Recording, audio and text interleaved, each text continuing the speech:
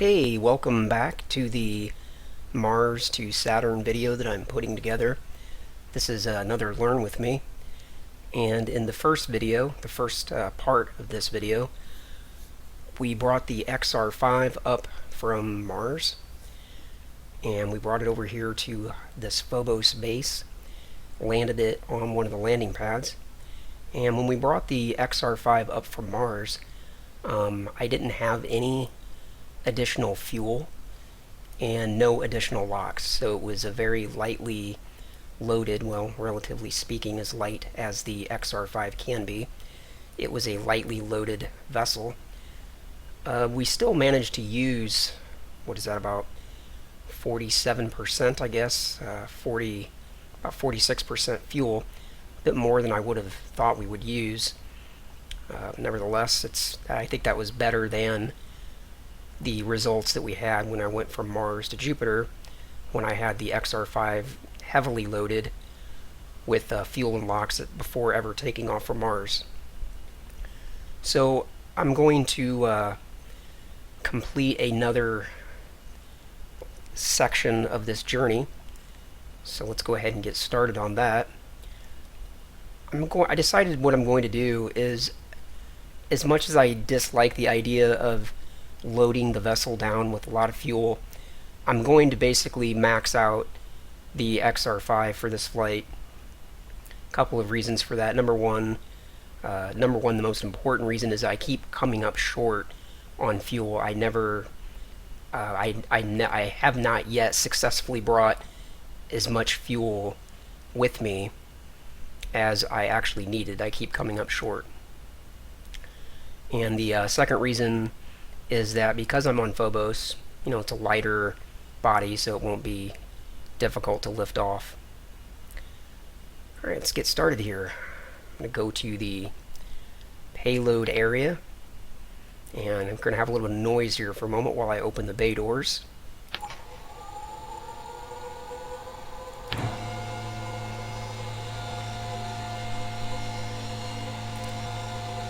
I'm going to go ahead and warp time ahead because that takes a little while. Well, let's just watch it open. It's a relatively slow animation. Takes a little while for those bay doors to open all the way up.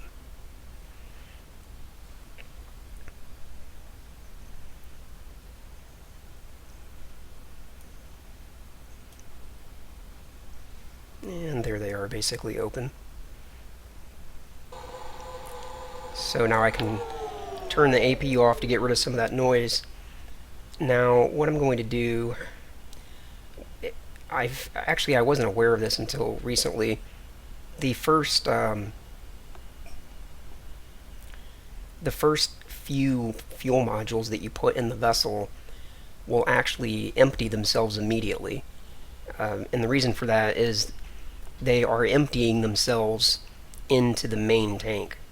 So the first 4, 5, maybe even 6 fuel modules that I pick up will immediately empty themselves, and that will fill this up to 100%.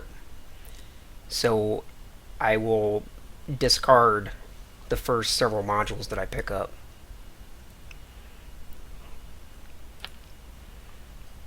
Okay, let's go ahead. It says we've got 11 in range, and that's because the range here is set to 50 meters. Since we're on this landing pad, I guess these over here, beyond like this point, are technically out of range. Rather than moving the XR5 all around, I'm just going to set the range to 100, and that gets them all in range. Okay, now let's go through and select fuel module 1. You'll see here when I press 1 and then grapple, it'll say down here that it's empty. But if you look, let me just kind of show, well, here we go, is the ship's mass, and I believe also fuel mass. Yeah, here we go, we have 12,493 kilograms worth of fuel right now. Now when I pick up the first module,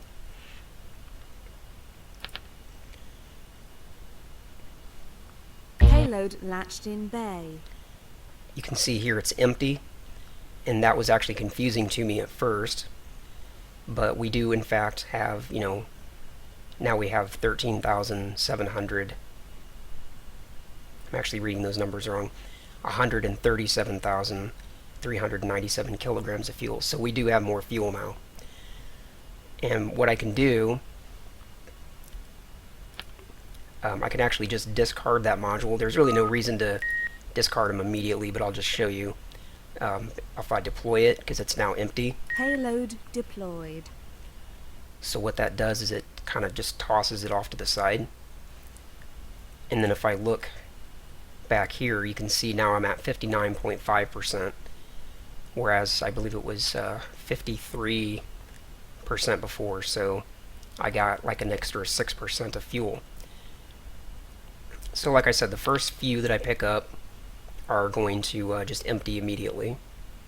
So let's just grab some main fuel. Payload latched in bay.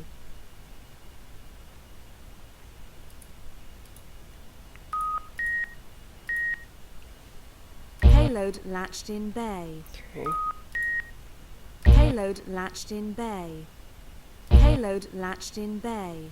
Payload latched in bay. Payload latched in bay. Payload latched in bay. Payload latched in bay. Payload latched in bay. There we go. That was the first one that got picked up that didn't immediately empty itself. So basically all of these modules, all but one, are empty. So there's no need, there's no reason to actually carry them because there's nothing in them. So what I'll do, come back here to number 1, and I can see its mass is 4,000 kilograms, and that's the mass of an empty payload, an empty fuel payload module. Because if I look at number 9, you can see the mass of number 9 is 14,516, whereas all the rest of these are 4,000. So all of these are empty. So I'm just going to get rid of them. Payload deployed. Payload deployed. Payload deployed. Payload deployed. Payload deployed. Payload deployed. Payload deployed. Payload deployed. Now if we look outside, we've got all these sitting over here. These are all spent, they're empty. And if we look inside, our fuel mass, or our fuel mass, we've got 241,397 worth of fuel. And you can see the main tank's basically, actually it is completely full. It's 100% plus a little bit of additional fuel in that extra module that I have picked up. Okay, so now I'm going to load up the vessel with fuel.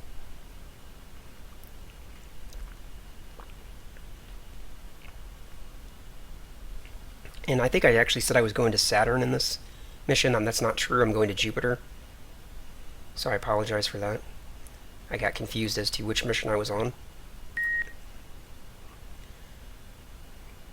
Now, as I go through on the ground and find the next target, I want to make sure that I'm targeting one of the fuel modules that still has fuel in it. Because you can see right now, this fuel module is empty. So this one has fuel in it. That's the one I want to pick up. Payload latched in bay. And unfortunately, it continually defaults back to number 1, and then the number 1 is the closest one, and that's one of the ones that's out of fuel. So I gotta keep coming back up here and picking up Payload latched in bay. Picking up modules that are full. I think maybe what I should have done was filled it up first, then emptied the ones that, or deployed the ones that were empty. Payload latched in bay. Payload latched in bay. So just bear with me while I pick up a bunch of fuel here. Payload latched in bay. Payload latched in bay. Payload latched in bay. Payload latched in bay. And we're also going to have to get some locks. Payload latched in bay. I believe in the first Mars to Jupiter, I determined that it was like close to 900 days, but I'm going to run through that process again and figure it out again because I don't remember for sure. Payload latched in bay. Payload latched in bay. Payload latched in bay. Payload latched in bay.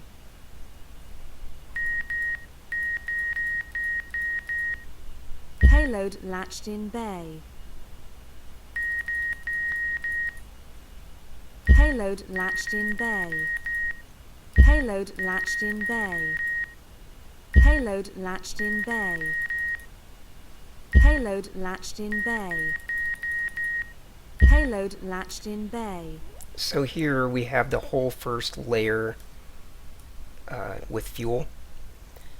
And now there's a second layer and a third layer. For the second layer, these will all probably be locks, because I'm sure I need at least 4 locks. In fact, well, I can't fill up level 3 until I fill up level 2. So let me grab some more fuel. Payload latched in bay. Payload latched in bay.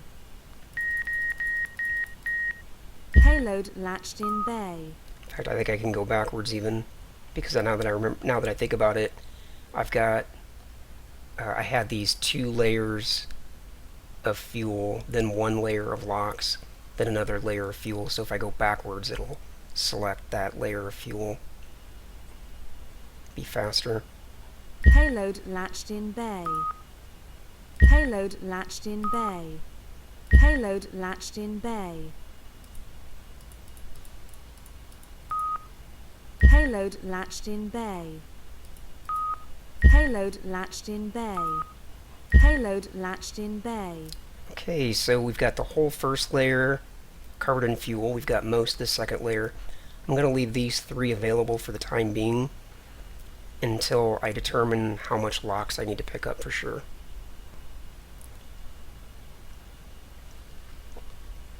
So let's set up the TransX plan.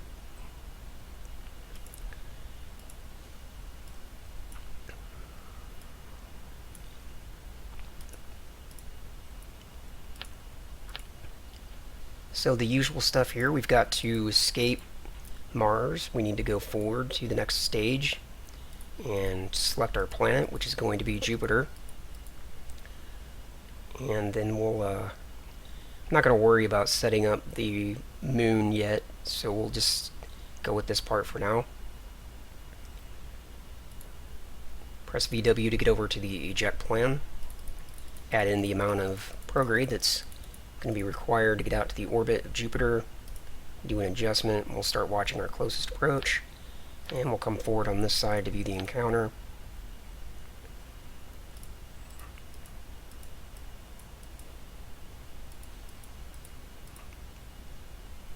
It looks like we're already about the lowest point right there. So now let's find the change plane. I believe it was negative. No, it was positive. Do an adjustment, get that right down the middle. And alright, let's already start thinking about how close we want to get to Jupiter, because we obviously recall from the first Learn With Me that we definitely don't want to get down into a tight orbit. That's absolutely nonsensical. I'm actually debating some various ways to get into orbit around Jupiter. It almost seems to me that it would make sense to get into a really high orbit, like 1,000,000 kilometers, or 1.5 million even. Then that would require a fairly minimal amount of fuel to get into that orbit. And then once you're in the orbit, then plan a rendezvous with the moon that's farther down, and then just because that would be a retrograde burn, and I think that would be maybe a little bit more efficient. But since we are targeting Europa this time around, I'm going to find out how high up above Jupiter Europa is, because I don't know. So let's reference Jupiter, and let's target Europa.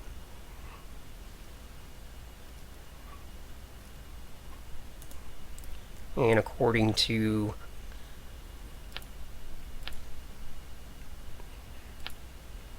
Orbit MFD, Europa is about 600,000 kilometers above Jupiter. So not quite twice the distance of Io. So yeah, having a minimum altitude close to 1,000,000 kilometers makes a lot of sense to me.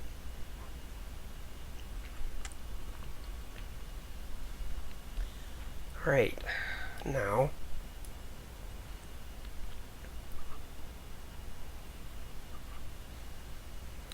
and we can also check the inclination. It's really close to equatorial, so I suppose we can, I'm not actually, with being this far out, I'm not going to worry about trying to get the inclination at this point. I don't think it would do any good at all.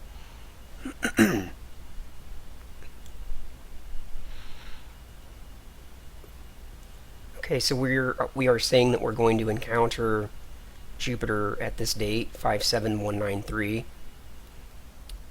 Let's see if we can determine how many days that's going to be so we can figure out how much LOX we should take. 57193 minus 56333, 860 days. So 860 days, plus we need to take into account a little bit of extra time for the Europa maneuver, so maybe is 900 days worth of fuel, something like that. So I'm going to set TransX aside, come back up here, switch to the payload, and start grabbing some LOX.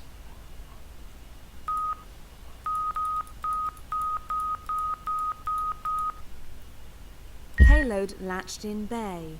Okay, that's one. Payload latched in bay. Payload latched in bay. Payload latched in bay. Let's see where... Okay, that's 1,214 days. That's more than enough.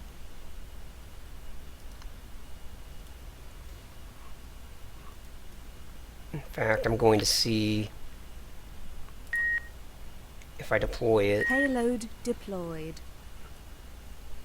I still have 914 days. That's actually more than enough also, so I'm going to go with that. That'll give me more allowance for fuel. And actually, while I'm looking at this, cross-feed some main fuel over to the RCS.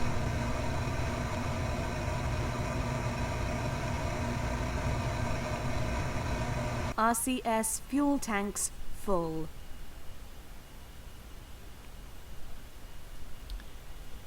Okay, let's top off the payload area with fuel.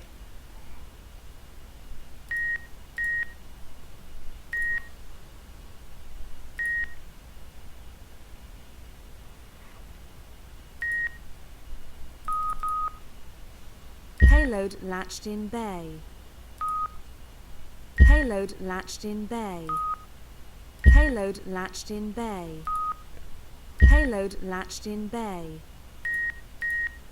Okay, now let me just double check all the fuel modules to make sure that's over here, to make sure that I picked up fuel modules that are full and not empty.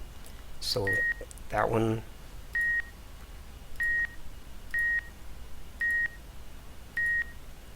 Okay, we've used a little bit of fuel out of that one, but it's still basically full. That was probably from the RCS transfer. And that one too, from dumping fuel into the main tank.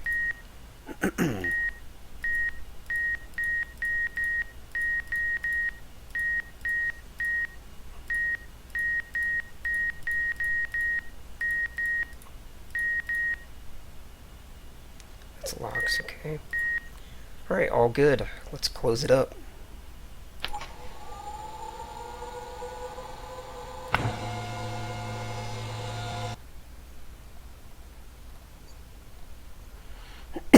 Looks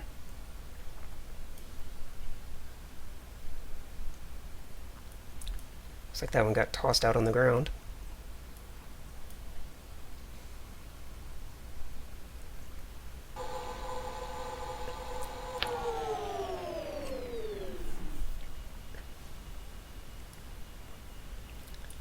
Alright, now that we're all fueled up and ready to go,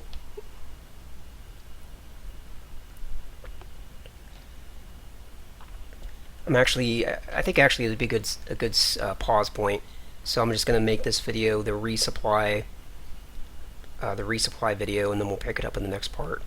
So if you have any questions about this particular part of the video, go ahead and leave your comments, questions, concerns, thoughts, anything down below, and we'll see you in the next video.